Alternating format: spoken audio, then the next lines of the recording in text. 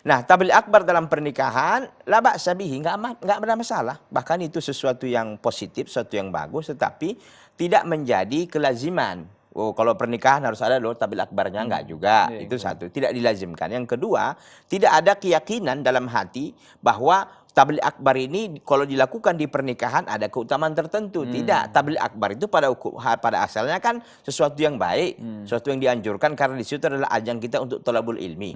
Tapi jangan ada terselip dalam hati bahwa kalau tabligh akbar dilakukan di waktu pernikahan ada sesuatu yang istimewa umpamanya. Iya, iya, Berbeda dengan di tempat lain. Enggak juga.